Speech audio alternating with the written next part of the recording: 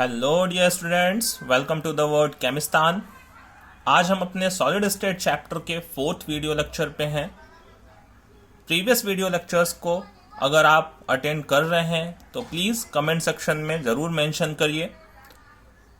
आज का जो हमारा टॉपिक है वो है डेंसिटी ऑफ क्रिस्टलाइन सॉलिड्स। देखिए, लास्ट वीडियो लेक्चर में हमने पैकिंग एफिशिएंसी की बात करी थी। सॉलिड स्टेट में हमने कैलकुलेशंस वाले पार्ट को स्टार्ट किया था।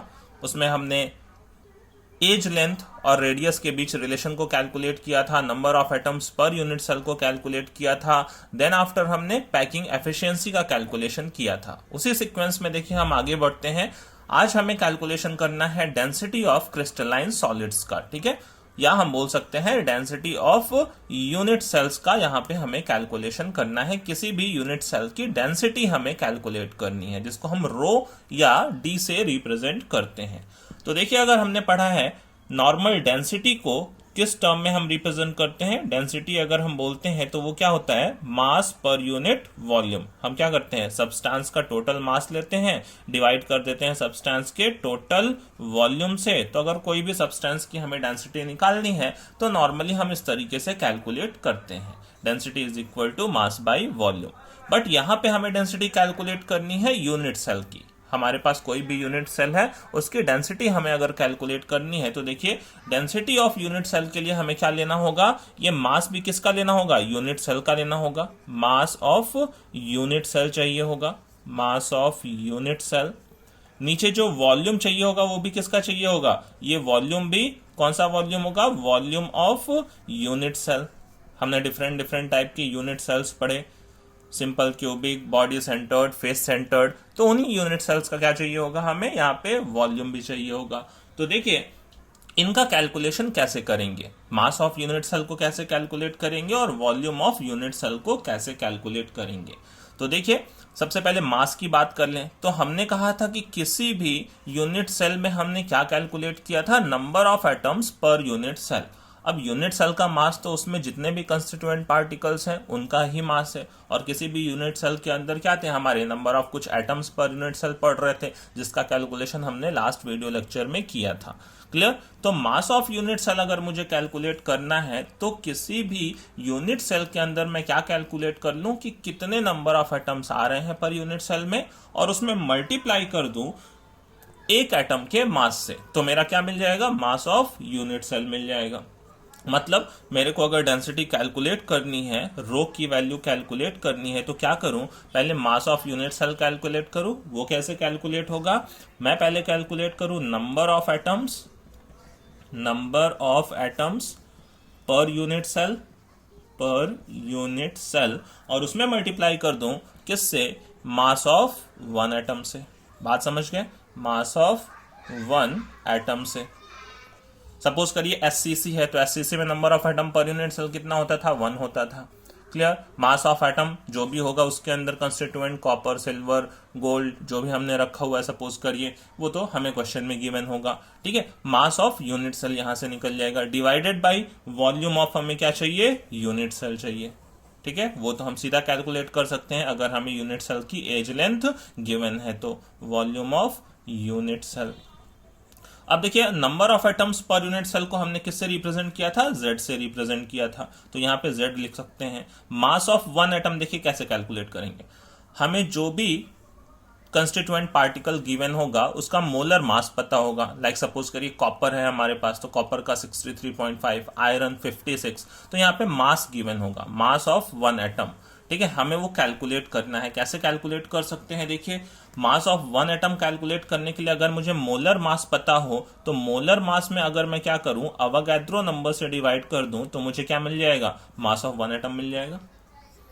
हो सकता है मोलर मास क्या होता है, 1 मोल का टोटल मास होता है, और अगर मैं अवोगाड्रो नंबर से डिवाइड कर देता हूं उसमें तो क्या मिल जाएगा मुझे, मास ऑफ वन एटम मिल जाएगा। और डिवाइडेड बाय देखिए वॉल्यूम ऑफ यूनिट सेल, अगर क्यूबिकल शेप का हमने यूनिट सेल ले रखा है जिसकी एज लेंथ a है तो उसका वॉल्यूम कितना हो जाएगा, v is equal to a cube. मैं क्यूबिकल शेप के लिए लिख रहा हूं, अगर कोई और शेप होगा तो उसका वॉल्यूम आपको यहाँ पे नीचे रखना होगा, बट जनरली इस चैप्टर में क्या है, हमारे पास क्यूबिकल शेप ही है तो इन जनरल हम ए क्यूब ही रख रहे हैं। ठीक है, तो देखिए ओवरऑल फॉर्मूला क्या आ जाएगा रो का, रो इज इक्वल टू, देखिए यहां से हम लिख सकते हैं rho is equal to Z into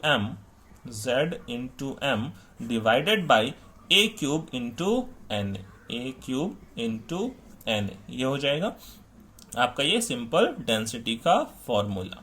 rho is equal to, हम इसको ऐसे याद रखते हैं, rho is equal to Z M upon A cube N A. अब ध्यान दीजिए यहाँ पे क्या क्या चीजें हमें मेंशन करनी है जो कि इंपॉर्टेंट है।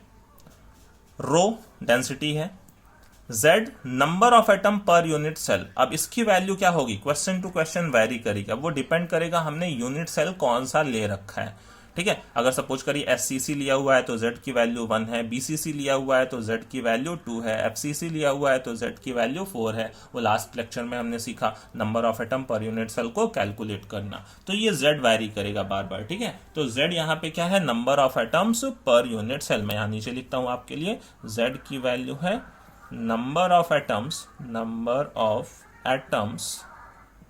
पर unit cell, per unit cell. और वो number of atom per unit cell हमने कहा कि अगर SCC है तो 1 होता है, BCC है तो 2 होता है, FCC है तो 4 होता है। और भी कोई अगर हाइपोथेटिकल स्ट्रक्चर लिया हुआ है तो वहां पे हम कैलकुलेट कर सकते हैं, ठीक है। तो ये हो जाएगा हमारा Z का वैल्यू। M तो मोलर मास है, वो हमें क्वेश्चन में गिवन होगा। अदरवाइज कुछ जनरल कंपाउंड्स या जनरल एलिमेंट्स के मोलर मास हमें पता भी होते हैं, ठीक है। तो M क्या है, वो मोलर मास है। मोलर मास जैसे अभी आयरन का है, सपोज करिए नहीं गिवन है तो सबको पता है 56 होता है। कॉपर कितना होता है, 63.5 होता है। जिंक का जस्ट ये 53 रिवर्स कर दीजिए, 65.3 होता है, ठीक है।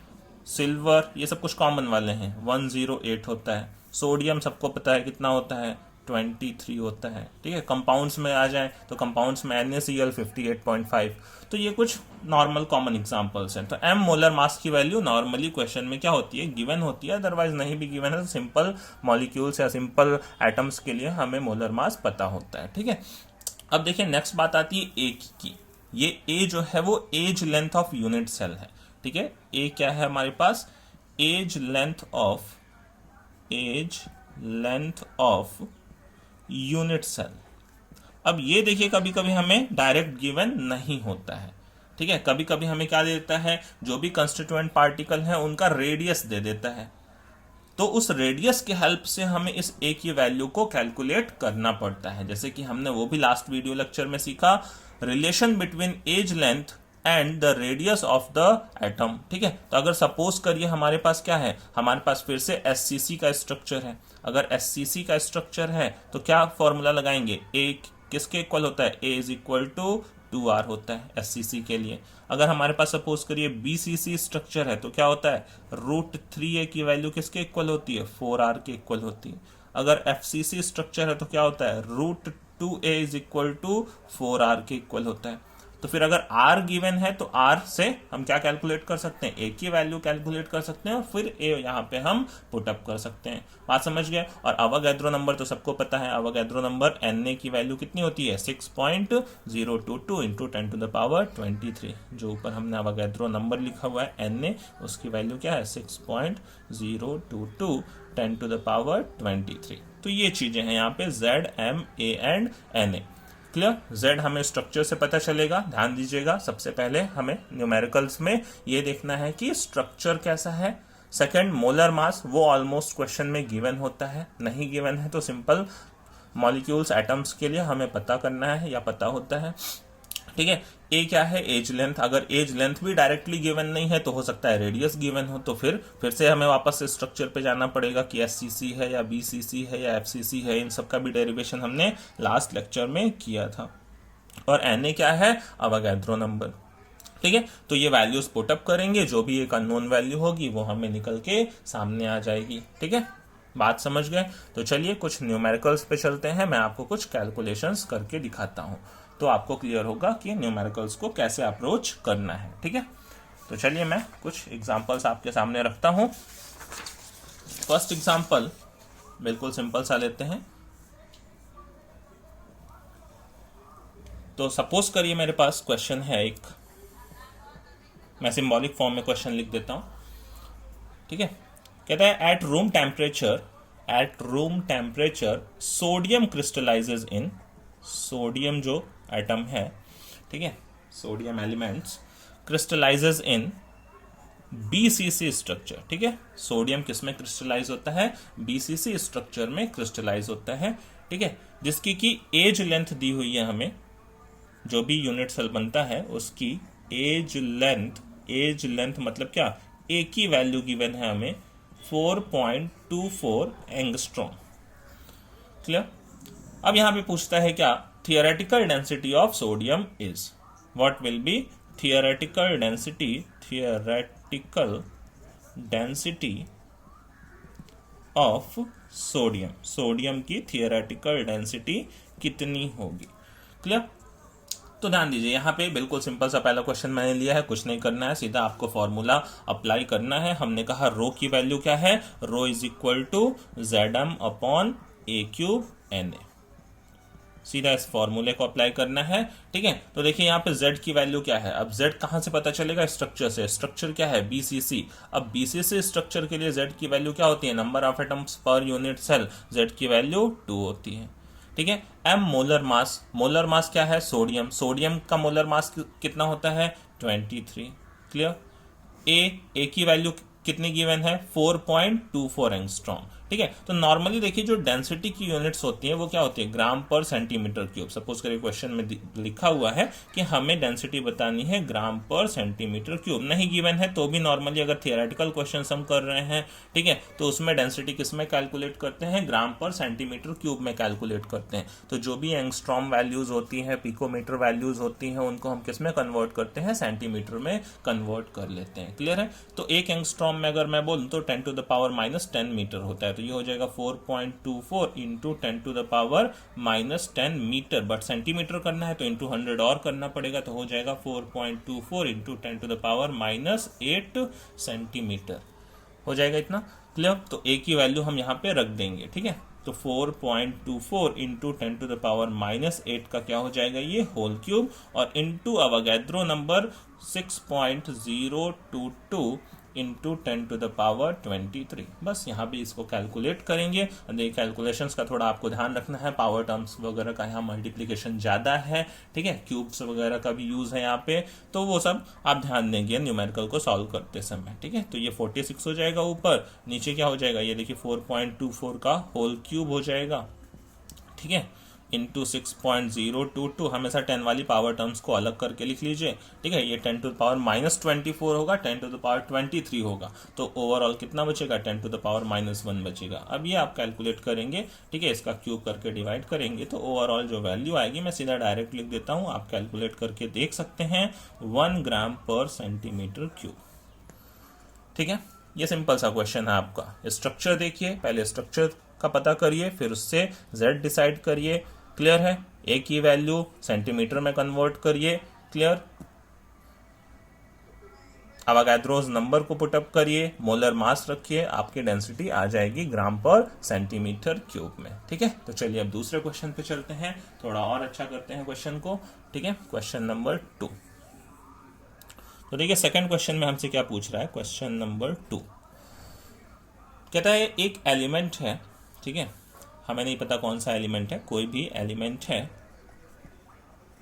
जिसका कि मोलर मास हमें गिवन है, इसका मोलर मास हमें गिवन है 2.7 इंटू 10⁻⁻2 किलोग्राम पर मोल, ठीक है। ये मोलर मास पता है। ये जो यूनिट सेल बनाता है वो क्यूबिकल टाइप का है, ठीक है, ये क्यूबिकल यूनिट सेल का फॉर्मेशन करता है। अब क्यूबिकल में हमें ये नहीं पता है कि वो किस टाइप का क्यूबिकल यूनिट सेल है, BCC है, FCC है, SCC है, वो किस तरह का है, तो वही हमें फाइंड आउट करना है इस क्वेश्चन में कि वो जो क्यूबिकल यूनिट सेल है उसका स्ट्रक्चर कैसा है, ठीक है, स्ट्रक्चर कैसा है। स्ट्रक्चर का मतलब समझ रहे हैं कि वो BCC है या FCC है या, ठीक है, SCC है, वो क्यूबिकल यूनिट सेल का स्ट्रक्चर कैसा है ये हमें फाइंड आउट करना है। इस यूनिट सेल की एज लेंथ दे रखी है 405 पिकोमीटर एंड इस यूनिट सेल की डेंसिटी दे रखी है, रो की वैल्यू 2.7 इंटू 10⁻³ किलोग्राम पर मीटर क्यूब। क्लियर, इतनी चीजें हमें गिवन है। एलिमेंट का मोलर मास पता है, यूनिट सेल की एज लेंथ गिवन है, यूनिट सेल की डेंसिटी गिवन है, बट हमें स्ट्रक्चर नहीं पता है। ठीक है, जैसा कि ऊपर हमें पहले क्वेश्चन में क्या था, स्ट्रक्चर गिवन था, तो हमने z की वैल्यू रख दी। तो अच्छा, क्या हम रिवर्स कर सकते हैं क्या? यहाँ पे देखिए हमें सब कुछ पता है बट z नहीं पता है। z क्यों नहीं पता है? क्योंकि स्ट्रक्चर नहीं पता है। अब सपोज करिए यहाँ पे मैंने सारी वैल्यूज को पुट अप कर दिया, z की वैल्यू आ गई, तो z की वैल्यू से मैं क्या रिवर्सली बोल सकता हूँ कि स्ट्रक्चर कौन सा है? बिल्कुल बोल सकता हूँ कि अगर z की वैल्यू मेरी सपोज करिए क्या आती है, 1 आती है, तो मैं बोल दूंगा वो किस टाइप का क्यूबिकल यूनिट सेल होगा, वो SCC होगा। z की वैल्यू अगर 2 आती है तो BCC होगा, z की वैल्यू अगर 4 आती है तो FCC या CCP होगा।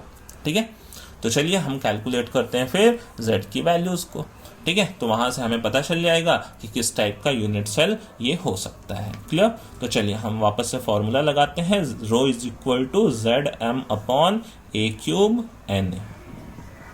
अब यहां से देखिए हमें z अननोन है, तो z की वैल्यूज को हम z ही रहने देते हैं, बाकी सारी वैल्यूज को पुट अप कर लेते हैं। क्लियर, तो यहां से देखिए क्या हो जाएगा, रो की वैल्यू कितनी, अच्छा ध्यान दीजिए ये रो kg पर मीटर क्यूब में दिया हुआ है और जो मोलर मास है वो भी kg पर मोल में, तो कुछ ग्राम में कन्वर्ट करने की जरूरत नहीं, kg दोनों साइड से क्या हो जाएगा, कैंसल आउट हो जाएगा। बात समझ रहे हैं?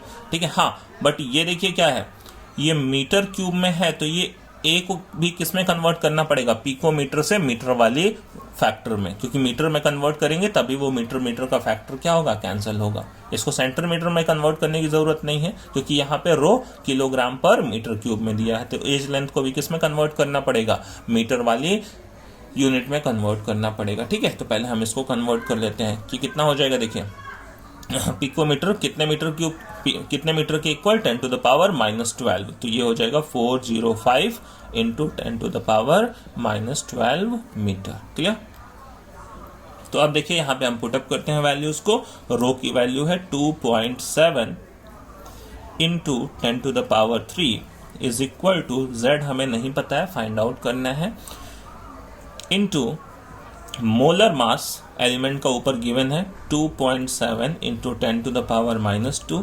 Divided by A cube 405 into 10 to the power -12 का whole cube into Avogadro number 6.022 into 10 to the power 23। Clear, अब यहाँ से z की वैल्यू देखिए क्या हो जाएगी, z इज इक्वल टू ये 2.7 से ये 2.7 कट आउट हो जाएगा।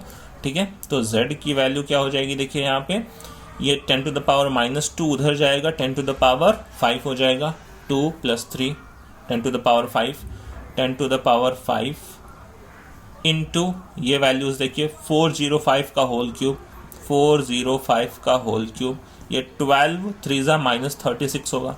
ठीक है, 10 to the power -36 into 6.022 into 10 to the power 23। Clear, तो यहाँ से देखिए आप इसको कैलकुलेट कर सकते हैं इजीली। 10 की सारे पावर टर्म्स को एक साथ ले लीजिए, ये हो गया, ये हो गया और ये हो गया।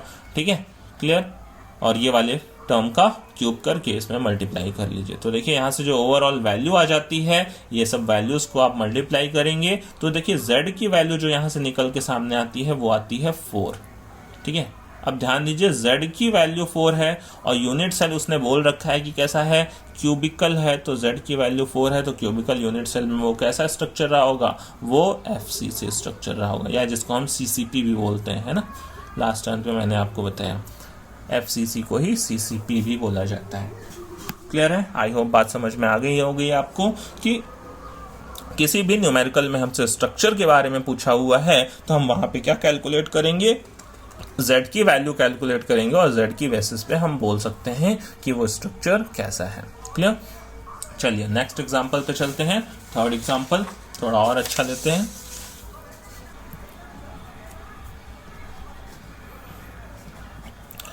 ठीक है, चलिए देखिए थर्ड एग्जांपल में क्या दे रखा है।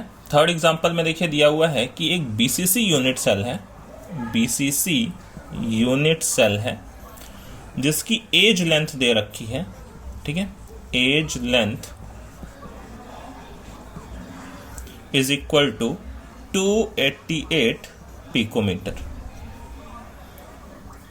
ठीक है, BCC यूनिट सेल है जिसकी एज लेंथ दे रखी है, कितनी है वो 288 पिकोमीटर। क्लियर।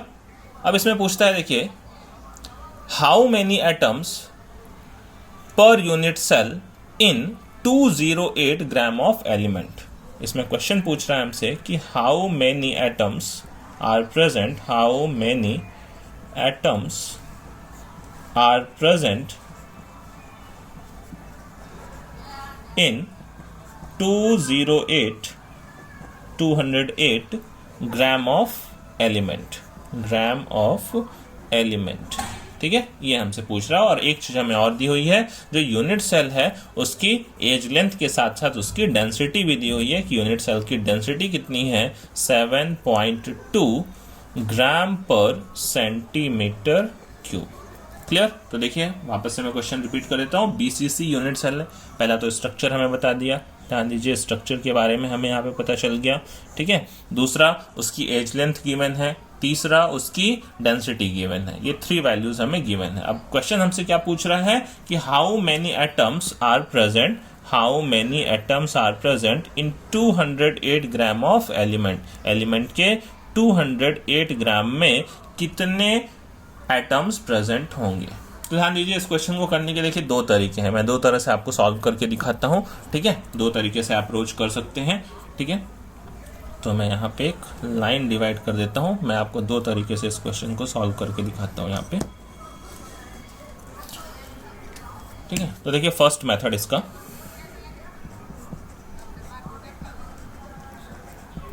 ठीक है, सबसे पहले तो मैं ये कर सकता हूं कि इस एज लेंथ से क्या कैलकुलेट कर सकता हूं, यूनिट सेल का वॉल्यूम कैलकुलेट कर सकता हूं। फिर हमें देखिए ये डेंसिटी गिवन है, मास गिवन है, तो मैं क्या कर सकता हूं, पूरे क्रिस्टल का क्या कर सकता हूं, वॉल्यूम कैलकुलेट कर सकता हूं।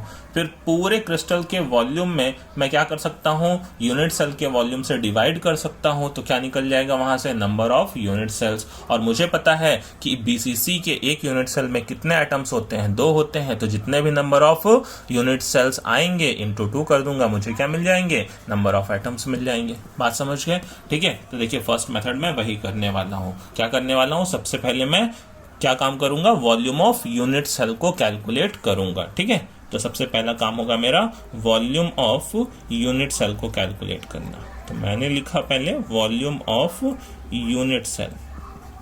ठीक है, अब देखिए यूनिट सेल का वॉल्यूम क्या हो जाएगा, यूनिट सेल का वॉल्यूम ए क्यूब हो जाएगा, ए क्यूब, और ए इज लेंथ हमें दी हुई है। ठीक है, तो ए क्यूब का मतलब कितना हो गया, इक्वल टू 288।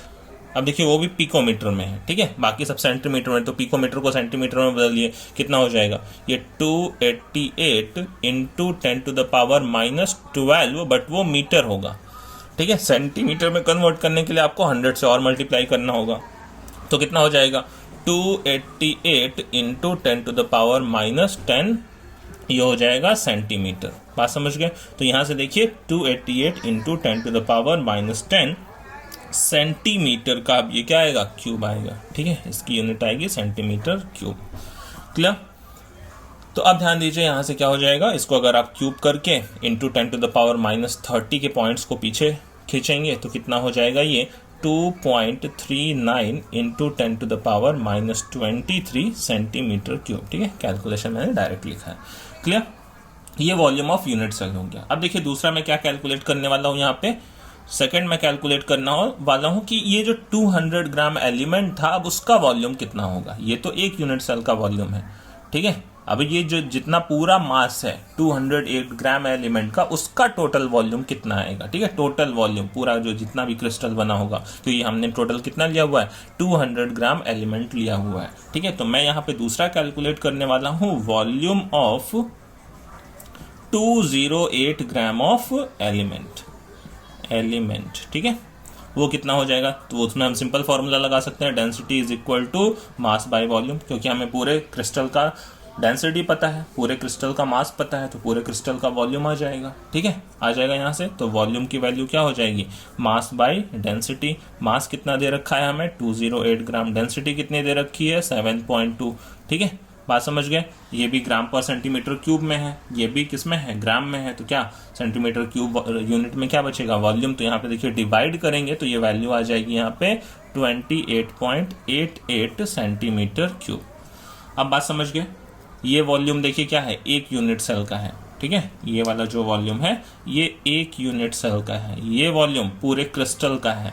तो पूरे क्रिस्टल के वॉल्यूम में समझ रहे हैं, ये देखिए एक पूरा मान लीजिए क्रिस्टल है, ठीक है, ये एक पूरा क्रिस्टल है, इसमें बहुत सारे यूनिट सेल्स हैं, इसमें बहुत सारे यूनिट सेल्स हैं इस तरीके से। तो पूरे क्रिस्टल के वॉल्यूम में मैं क्या कर दूं, 1 यूनिट सेल के वॉल्यूम से डिवाइड कर दूं, पूरे क्रिस्टल के वॉल्यूम में 1 यूनिट सेल के वॉल्यूम से डिवाइड कर दूं। तो ऐसे ऐसे कितने यूनिट सेल्स हैं हमें पता चल जाएंगे, ठीक है। तो वही काम मुझे यहाँ पे करना है, ठीक है, कि नंबर ऑफ यूनिट सेल्स निकालने हैं। ये मेरे पूरे क्रिस्टल का वॉल्यूम है और ये 1 यूनिट सेल का वॉल्यूम है, ये वाला वॉल्यूम पूरे क्रिस्टल का है, ये वॉल्यूम 1 यूनिट सेल का है, ठीक है। तो यहाँ से मुझे क्या मिल जाएगा, नंबर ऑफ यूनिट सेल्स, ठीक है। तो देखिए मैं लिखता हूँ क्या, नंबर ऑफ यूनिट सेल्स कितने हो जाएंगे, ठीक है। तो नंबर ऑफ यूनिट सेल्स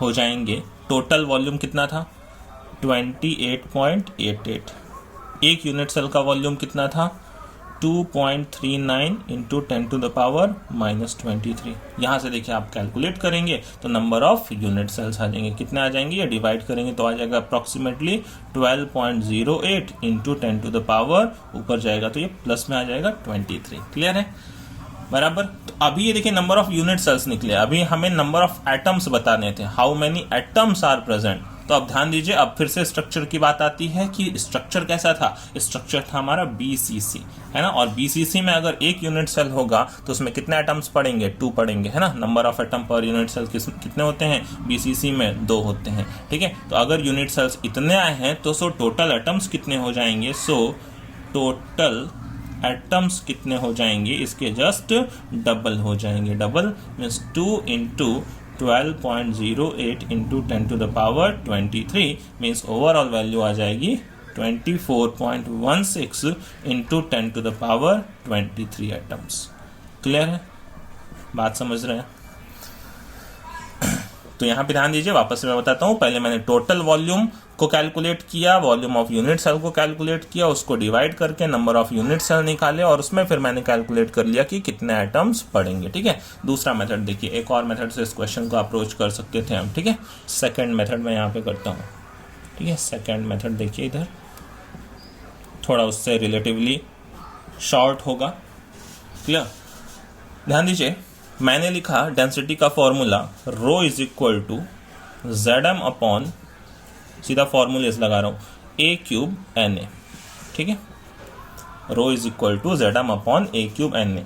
अब ध्यान दीजिए, ये जो M/Na था, molar mass divided by Avogadro number, molar mass divided by Avogadro number, ये क्या था, यही तो मास ऑफ 1 एटम था, मोलर मास में अवोगाद्रो नंबर से डिवाइड किया था, तो वही तो हमारा क्या था, मास ऑफ 1 एटम था, ये मास ऑफ 1 एटम, ऐसा बोल सकते हैं। तो देखिए यहाँ पे अवोगाद्रो नंबर को मैं वैसे ही छोड़ रहा हूँ, इसलिए पूरे टर्म को ही वैसे ही छोड़ रहा हूँ ताकि मास ऑफ 1 एटम। अब ध्यान दीजिए, टोटल हमें क्रिस्टल का मास पता है, अगर मास ऑफ 1 एटम निकल जाए तो टोटल क्रिस्टल के मास में मास ऑफ 1 एटम से डिवाइड कर दूंगा तो भी तो आ जाएगा कितने नंबर ऑफ एटम्स हैं, तो उससे थोड़ा रिलेटिवली इजी होगा, आई होप होगा। तो देखिए हम क्या करते हैं, मास ऑफ 1 एटम ही यहाँ से निकाल लेते हैं, क्या, M/Na की वैल्यू पूरी अवोगाद्रो नंबर वहां पे रखने की जरूरत नहीं है, मल्टीप्लाई डिवाइड में फालतू का वो कैलकुलेशन को बढ़ाएगा, ठीक है। तो M/Na सीधा मास ऑफ 1 एटम निकलेगा ये, ठीक है, की वैल्यू कितनी होगी, ओवरऑल सीधा rho into A³ divided by Z। देखिए कैलकुलेशन कितना छोटा हो जाएगा यहाँ से, रो कितना था हमारे पास, ठीक है, 7.2, ए की वैल्यू कितनी थी 288 इंटू 10 टू द पावर -10 का होल क्यूब, ठीक है, डिवाइडेड बाय Z की वैल्यू कितनी थी, BCC के लिए स्ट्रक्चर BCC था, पहले ही बोला हुआ था, ठीक है। तो Z की वैल्यू कितनी थी, यहाँ पे 2 थी ओवरऑल। अब देखिए ये जो मल्टीप्लाई करेंगे, डिवाइड करेंगे 2 से, तो ये देखिए वैल्यू निकल के आ जाएगी 8.59 इंटू 10 टू द पावर -23। अब बस सिंपल सा हो गया, यहाँ देखिए नंबर ऑफ एटम्स निकालने हैं, नंबर ऑफ एटम्स को कैलकुलेट करना है, तो टोटल मास ले लीजिए, टोटल मास कितना दिया हुआ था 208, और मास ऑफ 1 एटम वो तो हमने निकाला ही, मास ऑफ 1 एटम उससे डिवाइड कर दीजिए, टोटल मास में मास ऑफ 1 एटम से डिवाइड कर दिया 8.59 इंटू 10 टू द पावर -23, तो टोटल नंबर ऑफ एटम्स आ गए। तो अगेन से अराउंड वही सेम वैल्यू आएगी 24 पॉइंट अप्रॉक्सीमेटली, आगे 2 मान लेते हैं, 2 इंटू 10⁻23। ठीक है, तो इतने क्या हो जाएंगे, एटम्स हो जाएंगे। क्लियर। तो यहाँ पे देखिए क्वेश्चन को दो तरीके से अप्रोच कर सकते थे, या तो वॉल्यूम के बेसिस पे हम कर सकते थे या मास के बेसिस पे कर सकते थे। क्लियर है। एग्जाम्पल 4 में गिवन है, हमारे पास एक मेटल है,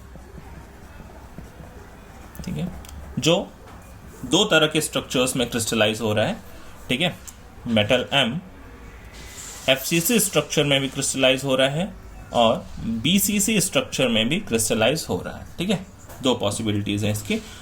जब ये मेटल M FCC क्रिस्टल में क्रिस्टलाइज हो रहा है, FCC स्ट्रक्चर में क्रिस्टलाइज हो रहा है, तो इसकी एज लेंथ गिवन है 3.5 एंगस्ट्रॉम। एंड जब ये BCC स्ट्रक्चर में क्रिस्टलाइज हो रहा है तो इसकी एज लेंथ गिवन है 3.0 एंगस्ट्रॉम। क्लियर।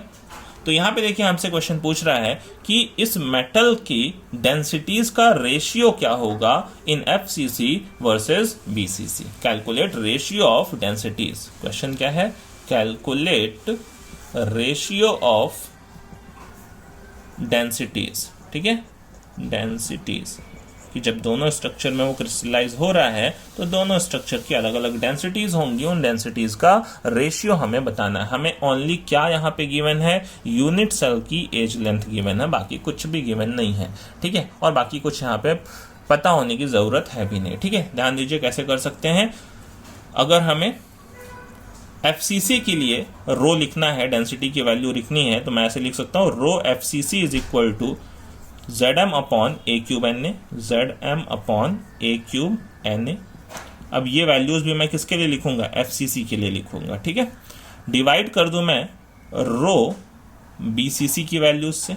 रो BCC कैसे लिखूंगा, उसके लिए भी फिर वही लिखूंगा, Zm upon A cube Na। ये किसके लिए, BCC के लिए लिख सकता हूँ, rho FCC is equal to Zm upon A cube Na divide by rho BCC is equal to Zm upon A cube Na। अब दोनों में जो वैल्यूज लिखी जाएंगी वो स्ट्रक्चर के अकॉर्डिंग लिखी जाएंगे। ठीक है, हमें यही पूछ रहा है क्वेश्चन में कि रो FCC divide by rho BCC क्या होगा। Calculate the ratio of the densities. Clear. तो यहाँ पे देखिए Z की वैल्यू अब FCC के अकॉर्डिंग में रखूंगा तो कितना हो जाएगा, 4 हो जाएगा। FCC के लिए number of atom per unit cell 4 होते हैं। M रखने की देखिए यहाँ पे जरूरत नहीं, क्योंकि M तो कैंसिल आउट ही होने वाला है। ठीक है, M रखने की यहाँ पे कोई रिक्वायरमेंट नहीं है। M तो सेम होगा, मोलर मास ऊपर भी वही एलिमेंट है, नीचे भी वही एलिमेंट है। अब अवोगाड्रो नंबर भी रखने की जरूरत नहीं है, वो भी कट आउट ही होने वाला है। तो M/Na की वैल्यू तो ऊपर नीचे से कट जाएगी। अब ध्यान दीजिए A दिया हुआ है हमें, A गिवन है। A कितना है, अगर FCC में देखूं तो 3.5 का क्या हो जाएगा, होल क्यूब हो जाएगा, डिवाइडेड बाई BCC के लिए number of atom per unit cell 2 divided by BCC का एज लेंथ A 3 का होल क्यूब इंटू यहाँ पे भी M/Na को ऐसे ही रहने देते हैं। अब देखिए ये M/Na तो कैंसिल हो जाएगा। ठीक है, तो ये वैल्यूज देखिए कट आउट होके क्या आएंगे, 4 इंटू ये 3 का क्यूब ऊपर जाएगा 27 डिवाइडेड बाई, ठीक है, ये नीचे क्या है, ये 2 मल्टीप्लाई होगा इसमें, तो ये हो जाएगा देखिए 2 इंटू, देखिए 3.5 को मैं क्या लिख सकता हूँ, 7/2 लिख सकता हूँ, इसका क्यूब थोड़ा इजी हो जाएगा। ठीक है, कैलकुलेशन करना। तो यहाँ से देखिए आप कैलकुलेट करेंगे इस चीज को, तो इसको कर सकते हैं, मैं 2 का क्यूब ऊपर लेके जा सकता हूँ, 4 into 27 into 8 divided by 2 into 7 का होल क्यूब कितना होता है, 343। ठीक है, तो ओवरऑल ये कैलकुलेट करेंगे तो आपकी वैल्यू आ जाएगी 1.259। क्लियर, ये डेंसिटी का रेशियो है तो कोई यूनिट होगी नहीं, यूनिटलेस होगा। क्लियर। चलिए एक और क्वेश्चन कर लेते हैं, लास्ट एग्जांपल 5। कभी कभी देखिए हमसे बाकी सब गिवन होने के बाद एज लेंथ की वैल्यू को कैलकुलेट करने को बोल देता है। ठीक है, अब एज लेंथ की वैल्यू को जब हमें कैलकुलेट करना है तो वहां पे देखिए कभी कभी लॉग की भी रिक्वायरमेंट होगी, क्योंकि A का क्यूब है और फिर वहां से A की वैल्यू को कैलकुलेट करना है तो हमें वहां पे लॉग का हेल्प लेना होगा। इसीलिए मैं आपको ये नेक्स्ट एग्जांपल दे रहा हूं, एग्जांपल 5। ओके, एग्जांपल 5 है मेरे पास। देखिए एक कंपाउंड दिया हुआ है कॉपर का क्लोराइड CuCl, जो कि हमसे बोलता है कि FCC स्ट्रक्चर में अरेंज्ड है, जिसकी डेंसिटी की वैल्यू गिवन है 3.4 इंटू ओनली 3.4 ग्राम पर सेंटीमीटर क्यूब, और इस यूनिट सेल की एज लेंथ की वैल्यू हमसे पूछ रहा है कि ए की वैल्यू कितनी होगी। क्लियर, क्वेश्चन इतना है। अब ध्यान दीजिए, हमने सिंपल फॉर्मूले को अप्लाई किया, rho is equal to ZM upon A cube NA। ठीक है, मैं ओनली कैलकुलेशन पर्पस के लिए आपको एक क्वेश्चन बता रहा हूँ कि इसमें लॉग की हेल्प हमें लेनी पड़ेगी। विदाउट लॉग हम ए की वैल्यू को यहाँ पे कैलकुलेट नहीं कर सकते, क्योंकि क्यूब रूट हम नॉर्मली निकालना नहीं जानते हैं। ठीक है, तो होता क्या है कि यहाँ से देखिए ए क्यूब की वैल्यू हमें कैलकुलेट करनी है, तो वैल्यू हो जाएगी ZM upon rho into NA। ठीक है, सारी वैल्यूज हमें गिवन ही है। FCC के लिए Z की वैल्यू कितनी हो जाएगी, FCC स्ट्रक्चर है, Z की वैल्यू 4 हो जाएगी।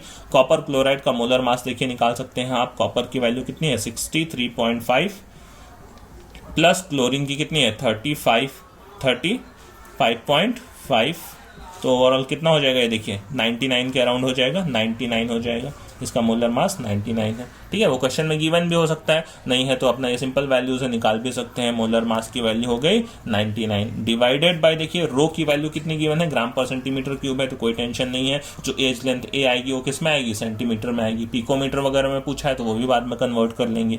ठीक है, तो रो की वैल्यू कितनी है 3.4, अभी इसी में रहने देते हैं, ये वाली यूनिट में ही।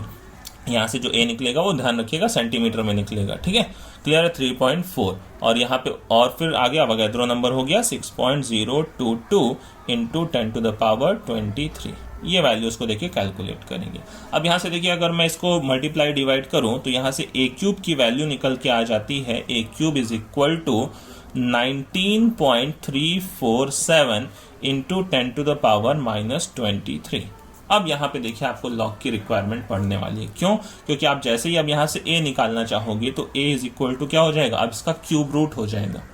ठीक है, अब क्यूब रूट में भी देखिए 23 को क्यूब रूट के अंदर डालना सही नहीं होगा, 24 कर लें तो 8 पूरा बाहर आ जाएगा। तो एक पॉइंट मैं और इसको पीछे खींच लेता हूं, तो ये हो जाएगा 193। अभी मैंने ए क्यूब ही लिखा और इसको पॉइंट एक बार और शिफ्ट कर लिया 193.47, और इसको कर लिया 10 टू द पावर -24, ताकि जब इसका क्यूब रूट लूंगा तो 10 टू द पावर -8 पूरा बाहर आ जाएगा, है ना। तो यहाँ से देखिए ए की वैल्यू कितनी हो जाएगी, 193.47 का क्यूब रूट पावर 1/3, और इनटू ये बाहर आ गया क्यूब रूट के -8 हो जाएगा। अब ध्यान दीजिए, यहाँ पे हम लॉग की हेल्प लेंगे।